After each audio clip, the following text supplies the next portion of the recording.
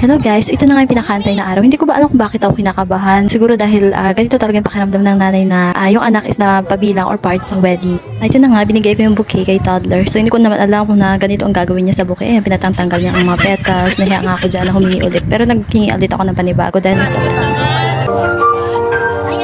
ito nga ang magulang ng aking pinsan na ikakasal. Diba? Napakaganda, napakapogi. Ayan, habang nagpe-prepare nga sila, pinuntahan ko nga aking pinsan, si Kazules. Ayan, yan naman, kitang-kita nyo, napakasimple, napakaganda niya. At yan nga pala, sa tabi ni Kasay, aking childhood friend at ang aking kapatid. At dahil nga beach wedding, ayan nga, sa beach nga talaga ang seremonya. At sa mga oras na ito, ay nga, nagsimula na nga ang entourage. Sunod ka lang dyan, toddler, huwag ka magpasaway kay daddy.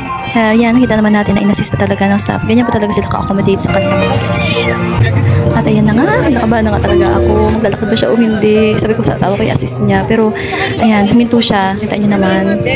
In-encourage ko nga siya na patuloy ka dito, anak. Nandito si mami. Pero biglang umalis si daddy. Hinabol yata ako sa harap. Pero yun nga, hindi nga naabutan. Yan, bumalik ka talaga si toddler. Okay lang yan, anak. Ayan, umalis na siya. Hinahanap ang daddy. Yan, habang nasa seremonya nga nakasal, ito nga ang ginagawa ni toddler. Hindi na namin mapigilan talaga. Ganyan pa talaga pagbata pa. Dahil nga hapon ang wedding, so expected na magagabihan talaga to. So yan, after ng kain, nagbatsin na nga talaga kami. So syempre, congrats muna ang bagong kasal, si Engineer Coleman Tiwan at si Kazules Pataksil. So yun lang guys, thank you sa panonood. God bless!